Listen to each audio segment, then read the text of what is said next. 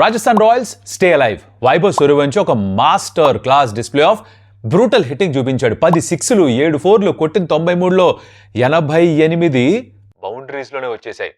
ఆ కుర్రాడు నాకు బాగా తెలుసు. వీరబాదుడు బాత్తాడు శుక్లా గారు. ఏంద్రా ఈ బ్యాటింగ్ కుర్రడా? అది నీకు అనవసరం. నేను ఆడుతాను పాడుతాను. లేటెస్ట్ వీటితో పాటు ఇండియా స్క్వాడ్స్ అనౌన్స్ అయ్యాయి for the test match, one off test match against Afghanistan and the ODI series. దాని గురించి మాట్లాడుకోవాలి. అండ్ అలాగే మనం next match KKR and MI లైట్గా టచ్ చేద్దాం ప్రివ్యూలో. మరి ఇవన్నీ విషయాలు ఉన్నాయి కాబట్టి ఎక్కువ ఆలోచన చేయకుండా let's get started.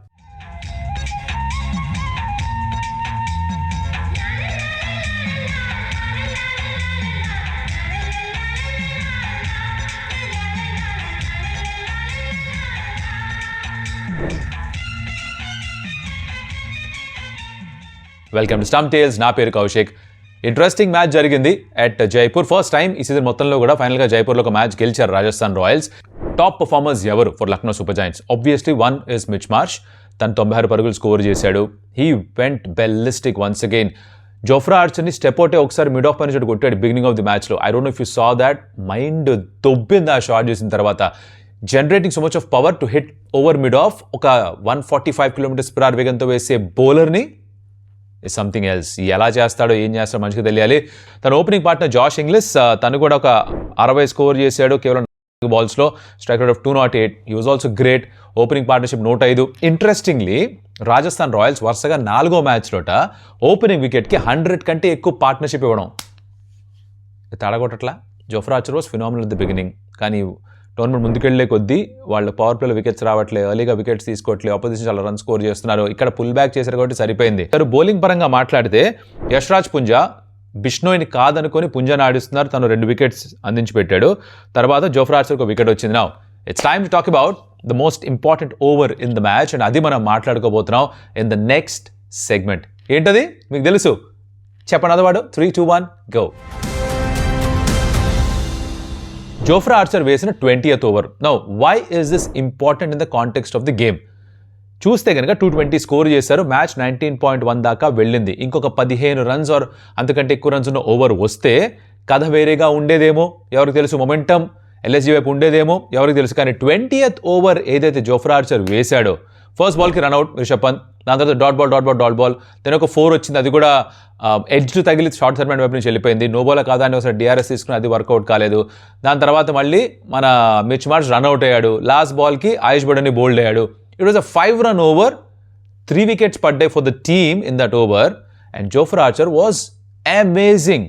Now beginning of the మ్యాచ్లో తన నుంచి వికెట్స్ రాలేదేమో, కానీ ఆ లాస్ట్ ఓవర్లో ఏదైతే తను యాక్యురసీ చూపించాడో, ఆ పేస్ చూపించాడో, ఆ హాస్టిలిటీ చూపించాడో, సైలెంట్గా అవన్నీ ఫినిష్ చేశాడో, ఈ కారణాల వల్ల he happens to be our Amaron quiet performer of the match.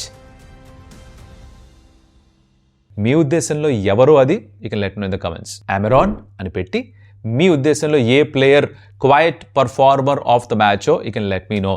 Now quiet performer అంటే ఏంటంటే డౌట్ రావాలి మీకు. Something which goes under the radar అంటే ఎవరు నోటీస్ చేయండి, ఒక చిన్న పర్ఫార్మెన్సే కానీ ఒక ఇంపాక్ట్ క్రియేట్ చేసిన పర్ఫార్మెన్స్. అవి ఇక్కడ మాట్లాడుకోండి. సో మీ ఉద్దేశంలో ఏంటో అది you can let me know in the comments. Now moving on. దీని తర్వాత చేజ్ మొదలైంది. చేజ్ మొదలయ్యేసరికి మనం చూస్తే కనుక Yashasvi Jaiswal the stand and skipper, తను బాగా స్టార్ట్ చేశాడు. ఇంట్రెస్టింగ్లీ వైభవ్ సూర్యవంశి ఎక్కువ అగ్రెసివ్గా ఆడలే. పోస్ట్ మ్యాచ్లో చెప్పాడు ఎందుకో, I'll come to that. But Jaiswal 23 balls 43 score చేశాడు. ఒక 6 8 4 strike rate 186. He was very good. But again out అయిన విధానంతో బి డిసప్పాయింటెడ్. మొదటి 4 innings వచ్చిన రన్స్కి, తర్వాత 8 innings వచ్చిన రన్స్కి అసలు పొంతలేదు. ఈ మ్యాచ్లో కనీసం 43 కొట్టాడు. You should be happy with that. Stand and skipper get good job. తర్వాత ధ్రువ్ జురేల్ గురించి మాట్లాడదాం. తను ఒక హాఫ్ సెంచరీ స్కోర్ చేశాడు. ముందర ఎందుకు చెప్పేస్తున్నానంటే వైభవ్ సూర్యవంశి ఒక నాక్ ఆడేసిన తర్వాత మ్యాచ్లో ఇంకెవరు కనిపించరు. అలాంటి ఇంపాక్ట్ క్రియేట్ చేస్తున్నాడు. సో ధ్రువ్ జురేల్ డీజే కూడా ఆ నాక్ అలానే కొట్టుకుపోతుంది ఆ ప్రవాహంలో. అందుకని ముందే చెప్పేస్తున్నా. 53 of 38 balls, 3 4s and 3 6s. Very important role ఆ పార్ట్నర్షిప్లో. మీరు గనక ఒక ఓవర్ గమనించుంటే మయాంక్ యాదవ్ వేసిన దాని ముందర 2 overs వేశాడు. చాలా ఎకనామికల్గా వేశాడు. Even kept Vaibhav Suryavanshi silent అనేసిన ఫస్ట్ ఓవర్లో. బట్ ఆ 3rd over స్టార్ట్ చేసిందే అటాక్ చేయడం ధ్రువ్ జురేల్. రైట్, ఒక పుల్ షాట్ ఆడాడు, ఒక కట్టు కొట్టాడు, 2 6లు వచ్చేసాయి, స్ట్రైట్ డ్రైవ్ అవుట్ కొట్టాడు, 4 వచ్చింది ఫస్ట్ బాల్కి. అక్కడ గేమ్ టర్న్ అయిపోయింది. బికాస్ 29 రన్స్ వచ్చాయి ఓవర్లో. ఆ మొమెంటం అక్కడ బిల్డ్ అయింది. 29 రన్స్ ఎప్పుడైతే స్కోర్ చేశాడో ధ్రువ్ జురేల్ ఏదో అంటే ఇప్పుడు ఎలిగిస్తారు కదా, ఆ ఎలిగించింది అదేదనమాట. ఏది మన ఆటం బాంబు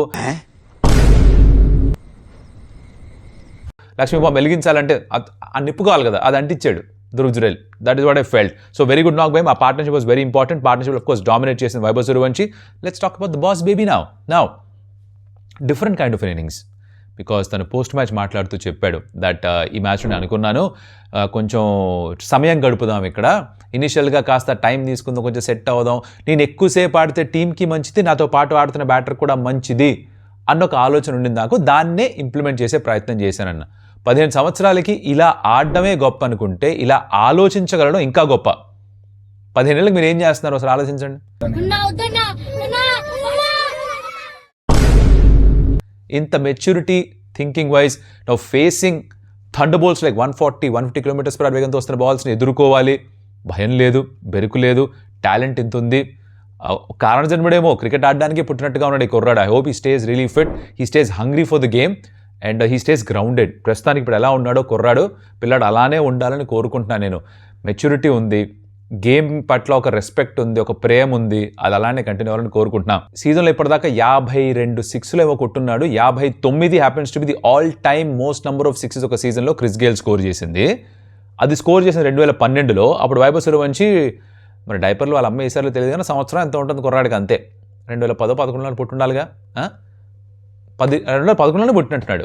సో ఓ సంవత్సరం కుర్రాడికి. అప్పుడు గేలు కొట్టాడు. మళ్ళీ ఇప్పుడు ఈ కుర్రాడు కొట్టినట్టున్నాడు ఆ రికార్డ్ని కూడా. క్రిస్ గేల్ వెనకాల పడిపోయాడమ్మా. ఈ సిక్స్లు, ఆ 175 ఇదేదో ఫిక్స్ అయ్యాడు బ్లైండ్గా. మరి ఈ కుర్రాడు ఎప్పుడు ఇండియాకి ఆడతాడని చాలామంది ఎదురు చూస్తున్నారు. ఇండియా ఏ స్క్వాడ్లో వేశారు తన్ని, which is a good graduation అని నాకు అనిపిస్తుంది. చిన్నగా ఒక్కొక్క మెట్టు వెళ్ళడం బెటర్ ఏమో. ఈవెన్చువల్గా ఆడేస్తాడు అనుకోండి. T20 ఫార్మాట్ ఇండియాకి ఆడించేస్తారని నాకు అనిపిస్తుంది. అది త్వరలో వచ్చేస్తాడు. బట్ ఇండియాకి ఎలా పర్ఫామ్ చేస్తాడో చూడాలనుకుంటున్నారు. So his thinking is great, execution చాలా బాగుంది, నో ఫియర్ యాటిట్యూడ్ ఉంది అండ్ సిక్స్లు కొట్టిన విధానం అద్భుతంగా ఉంది. చిన్న సిక్స్లా కొట్టింది, 99 మీటర్లు సిక్స్లు కొట్టాడు. క్రికెట్ ఎంత ఫన్నీ గేమ్ అంటే మనం 3 వికెట్స్ తీసుకునేందుకు చీటీ చూపించి మళ్ళీ చీటీ చూపించి సెలబ్రేట్ చేసుకున్నాడు. But cricket is such a leveller. ఎందుకంటానంటే ఒక ఓవర్లో 5 4లు కొట్టాడు జైస్వాల్. 23 రన్స్ వచ్చాయి ఆ ఓవర్లో. వికెట్ తీశాడు కానీ 5 4s in an over. From that high of celebration, చీటీ చూపించడం అవన్నిటి నుంచి అలా కింద పడ్డాడు. అందుకే అంటారు గెలిచినప్పుడు విర్రవీగిపోకూడదు, ఓడిపోయినప్పుడు మరీ కుంగిపోకూడదు, కొంచెం బ్యాలెన్స్ మెయింటైన్ చేయాలి అని. అది చేయగలిగితే you will be a man my son. You know what I'm referring to? Yes, if you know you know. Okay, Rishabh Pant captaincy కూడా సోగానే ఉండింది, అంతకు మించి ఇంకేం చెప్పలేము. కానీ రిషబ్ పంత్ చేసిన పెద్ద బూ ఏంట్రా అంటే పోస్ట్ మ్యాచ్లో లూజింగ్ క్యాప్టెన్గా మాట్లాడుతూ ఆఖరిలో ఆర్స్ ఈజ్ ఎ ఎఫింగ్ గుడ్ టీమ్ అన్నాడు. ఎందుకు ఎందుకు బాగా చేసుకుంటున్నావు కదా సినిమాలు. You know what I'm saying, I will not say it out loud in the open. But అలాంటిది ఎప్పుడన్నా ఆన్ ఎయిర్ ప్లేయర్ కానీ ఎవరన్నా కానీ అంటే వెంటనే యాజ్ బ్రాడ్కాస్టర్స్ మేము అపాలజైజ్ చేయాలి. ఈఎన్ బిషప్ గారు కూడా అదే చేశారు. తిరిగి వెనక్కి వచ్చిన షోలో నేను కూడా అదే చేశాను. Because you don't expect them to use expletives. అంటే సోషల్ మీడియాలో నోటికి వచ్చింది మనం ఎలాగైతే బూతులు వాడేసుకుంటూ ఉంటాం ఈ మధ్యకాలంలో, అలా కెమెరా మీద మాడకూడదు కదా, కుదరదు. సోషల్ మీడియా అంటే ఎవరు దొరకరు కాబట్టి, వాళ్ళ మొహం తెలియదు కాబట్టి, లాక్ కొట్టే వాళ్ళు గోపు మీద లేరు కాబట్టి నడిచిపోతుంది. కానీ ఎదురుకుండా అయితే అలా అంటూ ఊరుకుంటారంటే ఎవరన్నా ఊరుకోరు కదా. అలా కెమెరా మీద అనేసరికి మరి ఆబ్వియస్లీ కొంచెం ఫైన్ వేసే అవకాశం ఉంది. ఆ ఫ్రస్ట్రేషన్ కనిపిస్తుంది రిషబ్ పంత్లో. ఇప్పటికీ 4 సార్లు అని ఉంటాడు కనీసం. చాలామంది నిర్ణయాలు తీసుకుంటున్నారు, అది వర్కౌట్ అవ్వట్లేదు అన్నట్టుగా ఒక ఫ్రస్ట్రేషన్ ఉంది తనకి. మరి ఈ వ్యాఖ్య ఏదైతే చేశారో దీని రిపర్కషన్స్ ఏంటి అంటే అవి చూడాలి, వెయిట్ చేసి చూడాలి. I think will be find little demerit point, కాస్త ఫైన్ వేస్తారు for using foul language. He can't escape that. Slip of tongue అవుతుంటుంది కొంచెం ఫ్రస్ట్రేషన్లో ఉన్నప్పుడు, ఓ మాట జారడం సహజం. But I hope it realises and doesn't continue doing it again. Because చిన్నపిల్లలు చూస్తారు ఈ బ్రాడ్కాస్ట్. నా చిన్నపిల్లలే చాలా చోట సోషల్ మీడియాలో కూడా ఉంటారు, విచ్ ఇస్ వై రెస్పాన్సిబుల్గా ఉండాలి as people using social media. జ్ఞానం ఎక్కువైపోతుందేమో, but you know what I'm talking about. There are some people చెత్త వాగుతుంటారు, స్ప్రెడ్ చేస్తుంటారు. They should take a lesson from this. Okay, అలా ఈ మ్యాచ్ అయితే పూర్తయిపోయింది. నా next of course I'll come to the India squads, but దానికంటే ముందర ప్రివ్యూ లైట్గా కవర్ చేసేద్దాం. Next of course is KKR and MI game. ఇది ఈడెన్ గార్డెన్స్ జరుగుతుంది కోల్కతాలో. సో ఇక్కడ కేకేఆర్కి ఏంటంటే ఇప్పుడు ఈ మ్యాచ్ గెలిచిన తర్వాత, సరే పాయింట్స్ టేబుల్ చూద్దాం బేసిక్గా మ్యాటర్ అర్థమవుతుంది. పాయింట్స్ చూస్తే మీకు తెలిసే విషయం ఏంటంటే ఇప్పుడు ఈ మ్యాచ్ గెలిచాక 14 పాయింట్స్కి వచ్చారు. టాప్ 4లోకి 4th పొజిషన్లో ఉన్నారు Rajasthan Royals. For the first time after long time Punjab Kings top 4 నుంచి బయటకు వచ్చారు. అక్కడే ఉండే ప్రమాదం కూడా ఉంది. ఎందుకో ఎక్స్ప్లెయిన్ చేస్తాను చూడండి. ఆర్ఆర్కో మ్యాచ్ మిగిలింది అగేన్స్ ఎంఐ. అది సండే జరగబోతుంది మధ్యాహ్నం game, the last double header league ఫేజ్లో. ఆ రోజు కల్లా తెలిసిపోతుంది ఎవరెక్కడ ఉన్నారు. కానీ ఆ మ్యాచ్ కూడా గెలిచారంటే ఆర్ఆర్ వాళ్ళు కన్ఫర్మ్గా క్వాలిఫై అయిపోతారు 4th పొజిషన్లో. ఓకే, నెట్ రన్ బట్టి పొజిషన్ అటు ఇటు అవ్వచ్చు కూడా. ఒకవేళ వాళ్ళది ఓడిపోతే అది ఓడిపోవాలని చెప్పి అందరూ కోరుకుంటుంటారు. ఎందుకంటే పంజాబ్ కింగ్స్ ఒకవేళ నెక్స్ట్ మ్యాచ్ అగేన్స్ ఎల్ఎస్జీ గెలిస్తే వాళ్ళు 15కి వెళ్తారు. ఓకే, కేకేఆర్ ఎవరైతే ఈ నెక్స్ట్ మ్యాచ్ ఆడుతున్నారు ఎంఐ తోటి, వాళ్ళు ఇది గెలవాలి, వాళ్ళ తర్వాత మ్యాచ్ అగేన్స్ డీసీ కూడా గెలవాలి. 2 గెలిస్తే 15కి వెళ్తారు వాళ్ళు కూడా. సో వీళ్ళు కూడా 15కి వెళ్తే సరిపోదు, ఆర్ఆర్ వాళ్ళ మ్యాచ్ గెలవకూడదని కోరుకోవాలి. That's the situation this point of time. So ఈ నెక్స్ట్ గేమ్ కేకేఆర్ ఇంకా ఎంఐ ఏదైతే ఉందో, KKR needs to win irrespective of ఏం జరుగుతుంది, ఎవరికి ఏమవుతుంది, ఎన్ని పాయింట్లు వస్తే పక్కన పెడితే వాళ్ళు గెలవాలి. గెలవగలరా? గెలవచ్చేమో. ఎందుకు? పిచ్ కొంచెం స్లోగా ఉంటే గెలవచ్చేమో. స్లోగా ఉంటే వాళ్ళ స్పిన్నర్స్ యాక్షన్లోకి వస్తారు. ఓవరాల్ హెడ్ టు హెడ్ అయితే Mumbai Indians have dominated KKR. అనాదిగా వస్తున్న ఆచారం ఇది. మరి ఏం చేయాలో చూడాలి. హార్దిక్ పాండ్యా, సూర్యకుమార్ యాదవ్ ఇద్దరు కూడా అవైలబుల్గా ఉన్నారట for MI. So they will come back in. Batting looks sorted, వాళ్ళది బాగానే ఉంది. బట్ ఎలా ఆడతారని చూడండి. 247 కొట్టారు క్రితం మ్యాచ్లో. ఈసారి ఏం చేస్తారో చూడాలి KKR. So I'll keep it short, I'll keep it brief because match అయిపోయిన తర్వాత దాని రివ్యూలో ఎక్కువ డీటెయిల్గా మాట్లాడుకుందాం. Now it's time talk about the squads that were announce for India. ఆఫ్ఘనిస్తాన్తో ఆడుతున్న వన్ ఆఫ్ టెస్ట్ మ్యాచ్. ఇది పార్ట్ ఆఫ్ WTC కాదు by the way, but arrange చేశారు ఒక టెస్ట్ మ్యాచ్. దానికి సంబంధించిన స్క్వాడ్ అనౌన్స్ అయింది. దాంట్లో కొన్ని మార్పులు చేర్పులు జరిగి కొంతమంది ప్లేయర్స్ కూడా, కొత్త వాళ్ళు కూడా కనిపిస్తున్నారు. వాళ్ళ గురించి మాట్లాడుకుందాం. మేజర్ న్యూస్ ఏంటంటే జస్ప్రీత్ బుమ్రాకి రెస్ట్ ఇచ్చారు, జడేజాకి కూడా రెస్ట్ ఇచ్చారు. మా నంబర్ 1 స్పిన్నర్ తనే అని చెప్పున్నారు రజిత్ అగర్కర్, బట్ రెస్ట్ ఇస్తున్నాం అని చెప్పారు టెస్ట్ మ్యాచ్కి. Maybe well deserve for Bumrah, he needs a break from the game for sure. అయితే Shubman Gill is the captain, KL Rahul is vice captain. Rishabh పంత్ని వైస్ క్యాప్టెన్సీ నుంచి తొలగించారు. తను బ్యాటింగ్ మీద ఫోకస్ చేయడం మాకు ఎక్కువ ఇంట్రెస్ట్, తను మంచి బ్యాటర్గా మారితే చూడాలనుంది ముందర, అనవసరంగా తనకి వైస్ క్యాప్టెన్సీ తన మీద ప్రెషర్ పెట్టడం మాకు ఇష్టం లేదు అని ఒక ఎక్స్ప్లెనేషన్ ఇచ్చారు. సో తను జైస్వాల్, తర్వాత సాయి సుదర్శన్, దేవదత్ పడికల్ తను ఉన్నాడు. Nitish Kumar Reddy he comes back. I think impress చేస్తున్నాడు, తన పేస్ పెరిగింది కాబట్టి they want to test him in the test again. Interesting. Washington Sundar, I hope he's going to play as an off spinner. IPL మొత్తం అంతా బౌలింగ్ ఇవ్వట్లేదు. సో T20 ఫార్మాట్లోనే ఒకటి బ్యాటర్గా ఆడించి టెస్ట్లో ఒకటి బౌలర్గా ఆడిస్తారా? ఎట్రా బుజ్జాయ్, చూద్దాం ఏం చేస్తారో. But he's the number 1 spinner that you have at this point of time. Kuldeep Yadav, will see if he plays or not. Mohammed Siraj, Prasidh Krishna, Manav Suthar, Gurnoor Brar, Harsh Dubey, Dhruv Jurel. So దీంట్లో మీకు కొత్తగా వినిపిస్తున్న పేర్లు ఏంటి? మానవ్ సుతార్, గుర్నూర్ బ్రార్, హర్ష్ దుబే. వీళ్ళెవరు ఎక్కడి నుంచి వచ్చారు? Manav Sutar is left arm spinner. GT లైనప్లో మీరు చూసుంటారు. T20 ఫార్మాట్ చూసి మీరు తనని జడ్జ్ చేయకండి, because is a very good red ball bowler. చాలా బాగా, is one of the best spinners right now in the country అని అంటారు. హర్ష్ దుబే కూడా is supposedly one of the best spinners in the country. మంచి రంజీ ట్రోఫీ సీజన్ ఎంజాయ్ చేశాడు తను.